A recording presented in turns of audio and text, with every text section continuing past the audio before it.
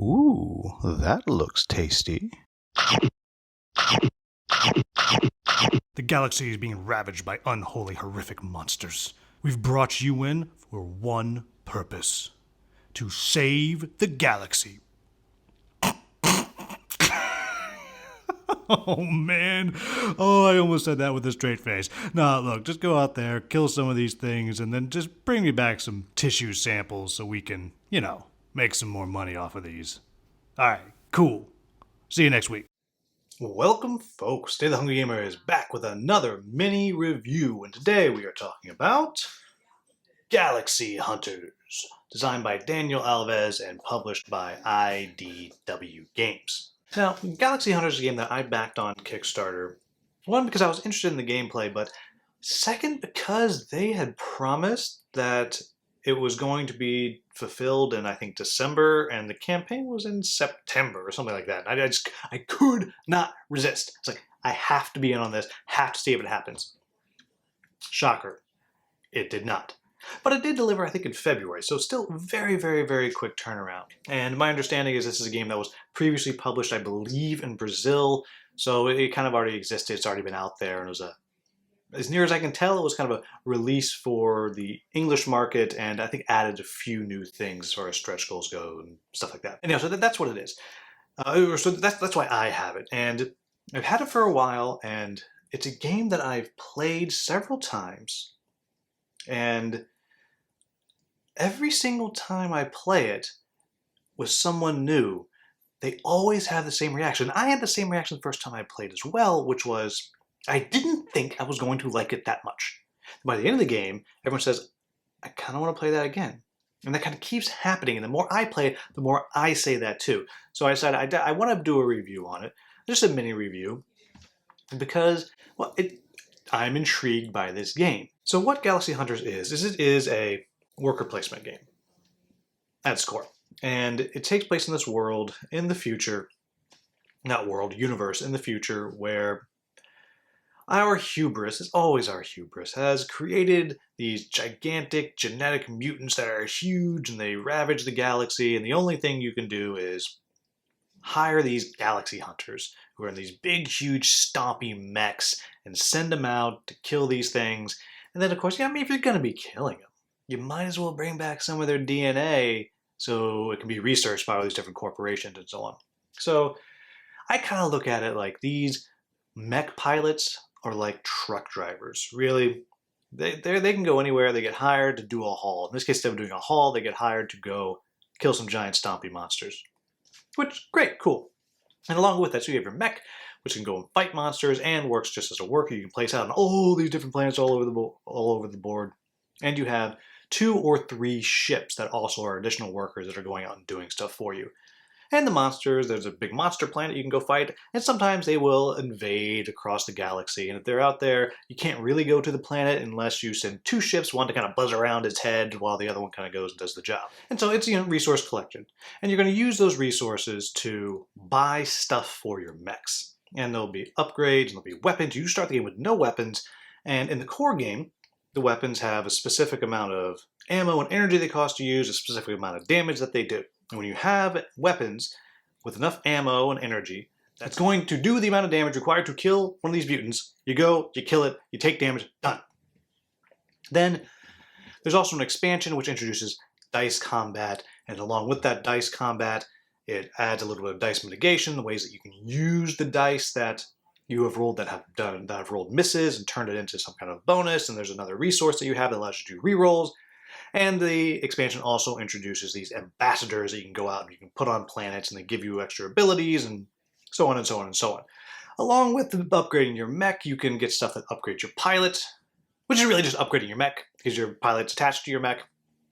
And along with it, you can hire people to kind of be your support staff that again will help you out as you kind of play through the game. And the last thing that I'll say about it is, at the start of the game, each player gets their own mech, and each mech is slightly different. It's slightly different in the amount of resources that it starts with, and then which 2 pilot abilities it will unlock. So by combining a pilot and combining a mech, you will have 2 out of 4 abilities unlocked and your own starting loadout of supplies that you start the game with. Beyond that, everyone is exactly the same. I will say all the abilities you get are significantly different. And then additionally, if you got the stretch goals box, there's some player asymmetric powers that you can start the game with, which are pretty light, and for the most part are used once per turn if you would like. And you're going to play through 10 rounds, and whoever has the most points at the end of the game is going to win.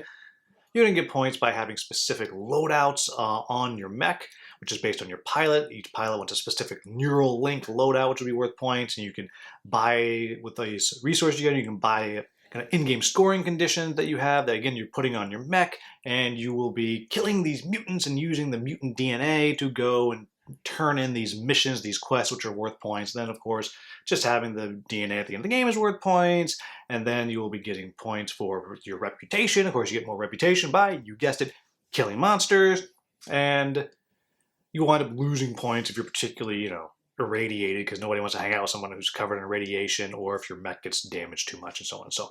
And high score is going to win the end of the game. So, what do I like about this game? First off, there is something so delightful about being a giant stompy mech. And I kind of said the same thing about Cosmic Frog, being a giant stompy frog mover, but it's just delightful that one of your workers is this ginormous mech. It's the same size as the stinking planet. And it's out there, and it's fun to have that. It is fun to upgrade your mech and kind of build it up and make it stronger.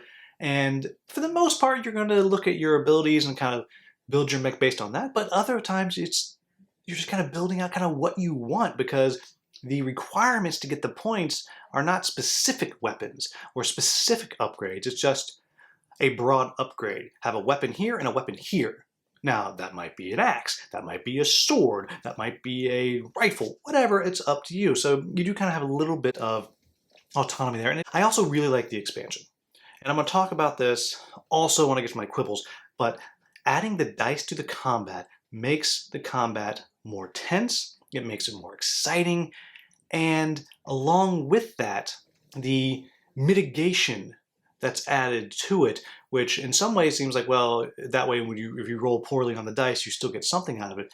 But it adds another layer to the game. I found there was times when I was playing the last time where I would roll these dice and I would have blasted the monster to Kingdom Come, just crushed it. And so I would use one of my rerolls to re-roll some dice to try to get a miss, because then I was going to use that miss to improve what I was doing, and that is fun to me. And along with that, when we were playing, the whole game that we played, there was only one time when the monster wasn't killed. So it's not like the dice makes it where you're going to fail a lot. It means you can fail. And then it means that sometimes you have that choice. Do I want to risk failure, or do I just want to do overkill where I know I'm going to win, but I'm going to feel safe? And to me, that is fun. That is satisfying. And the reason that's so satisfying is, one, I like dice. Two, it's because what it's done is it's made the fighting of monsters not contract fulfillment. And what I mean by that is a mechanic where you get some things and you do a thing. You pay some cubes and you get the monster corpse. And so suddenly it makes it a little bit more tense. You feel like you have a little more agency. You feel like you're fighting because you're out there, maybe your pilot's just off, and so you biff, or whatever it is. And to me, that is just more fun. And again, like I said, we only failed once in the entire game that we played. But on the flip side, there was times where I succeeded in killing something, where I had 3 attack dice, so an attack score of 3, and killed something that had a defense value of 4, because I was able to take that chance, and to me that is fun. I also like the rest of the expansion, where you get to put these ambassadors out onto the board, so when someone else goes there, you kind of claim that planet, and it doesn't do anything to them, but now you're getting extra bonuses. And what it does is it allows you to do more throughout the game once you get those ambassadors out onto the board, because it's giving you extra stuff. And by having extra stuff, you get to buy more things. And by being able to buy more things more quickly, you're able to go fight the monsters. And that is what we want to do. We want to fight the monsters. That's what's fun about a game when you're a giant mech fighting kaiju, right? That's what you want to do. No one wants to play the guy who is back in the hangar putting the bullets into the mech. That's not what people want to play. They want to play the mech. They want to do the fighting. Then, along with that, the rest of the game is just a worker placement game, and I like worker placement games. It's very simple. Worker goes out, you get some stuff. Worker goes out, you get some stuff. And there are some clever mechanics of how you can be blocked out of the place because someone's already taken that dock, unless you've killed enough monsters and you've unlocked this extra reputation spot. So now suddenly you can go there because you are very important to this particular planet. So you can go and you can be there even if someone else has already gotten there first. And you're able to unlock that. And I really like that. I also really like all of the different specialists that you can hire, all the crazy stuff that they can do. And because they can do all this crazy stuff, it changes how you're playing. The last game that I played, I became hyper focused on getting credits, just getting money, because I had all of these specialists I'd hired that needed money. I had to use the money to activate them, so I was getting all this money, and I went and I got the tax loophole, so I didn't have to pay for any of my pilots later in the game, because I was just making tons of money and spending tons of money. And I'd never played like that before, and it just was very, very fun, and I could only do that because I was able to get the ambassador out on a planet that was going to give me extra money. So all of that I really enjoy. But that doesn't mean I don't have any quibbles about the game. And I do. And the first one is, it takes up a lot of space on the table. It really does. It takes up a whole bunch of space. As far as the production goes, the cards are super, super, super, super, super thin.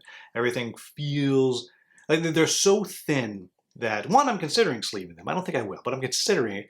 And two, I was playing outside with someone during the pandemic, and it was happened to be hot, and literally I was able to watch the cards warp.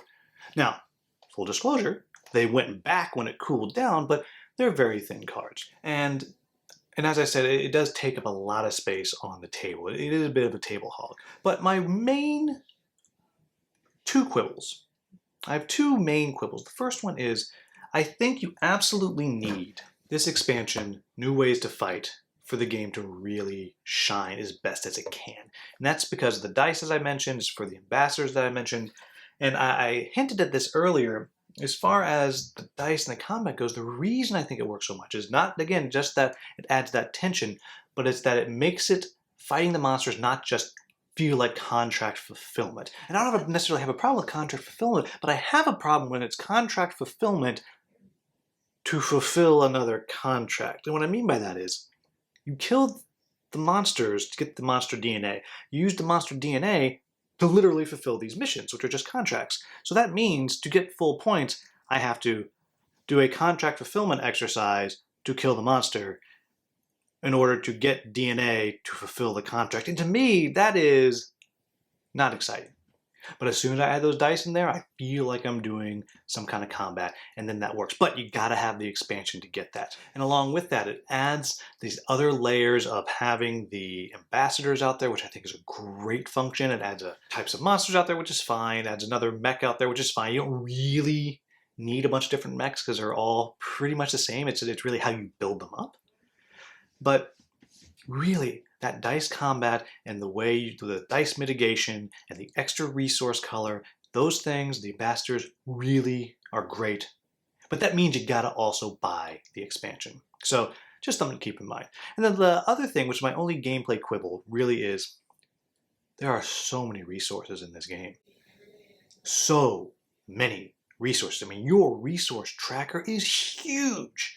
It's huge. I think there's 10 different resources you're tracking, and I just don't know that it needs it. I understand why it's there. It's there because it makes the different planets that you go to, it becomes, you have to go different places. You have to think about what you're doing. And also, in all fairness, about halfway through the first time you play, all those resources become less onerous. It's not so overwhelming. And then now that I've played 4 or 5 times, I don't really notice it. But it doesn't add anything to the game to have 10 resources. If it was 5 resources, I think that would work better. And I'm actually considering trying to come up with, well, 2 kinds of house rules. One, a way, kind of maybe a resource exchange or something, just so it's not so much. And I don't know that I'll do that, but I'm considering it because, again, it's so many resources. I don't think it needs that many resources. And the other one is, there's no solo to this game. I wish there was a solo. I wish there was a bot. Some way to do that, and I'm actually really considering trying to come up with a way to make a bot and put out there, because I do like this game and I do want to play this game more, because as I said at the beginning, everybody who plays it with me says, I'd like to play that again, and I find myself thinking about it and talking about it. So I think there is something here that is fun. This is a game that It's not perfect, right? I think you need the expansion. I think there's too many resources. I think it takes up a lot of space on the table. But it's fun. And it's good. And I'm not getting rid of it. And I'm painting those mechs, and I'm doing all that, and I'm considering getting some little tiny colored plastic spaceships instead of just the spaceship meeples, just to really bring it out, because it is a fun game. It is an interesting game. It's just ever so slightly hybrid when you add that expansion in there. And I think that this is a game that if you like worker placement, and you like your big old stompy mechs, and you like the idea of either the core game that's kind of contract fulfillment combat, where it's very completely deterministic, or if you like the idea of just it's a pure Euro game until every now and then, okay, we're gonna throw some dice, and don't worry, it's real easy to mitigate the dice. You got lots of re-rolls and lots of things you can do. You might fail, probably not, but you also have a chance of going above and beyond. If you like that idea, then I think this is absolutely a game to check out. I think, yes, you need the expansion. Yes, get the core. I don't think you need the extra stretch goals if you can find them. Asymmetric player powers in there, which I don't think are necessary. They're kind of fun. There's other mechs in there, but again, the other mechs aren't necessary because they're all basically the same at their core. It's just the way the mini looks for the most part and which powers they unlock. So I don't think you need those. But I do think this is a game, if you like Euro games, you like chucking dice, you like resource management, then get this game and get the expansion. I don't think you will be disappointed. And if I can figure out a solo mode, I'm going to do a solo video at some point. But there you have it, folks. That is Galaxy Hunters. As always, if you found this video useful, please like, subscribe, and share. Thank you so much for watching. Have a wonderful, wonderful day.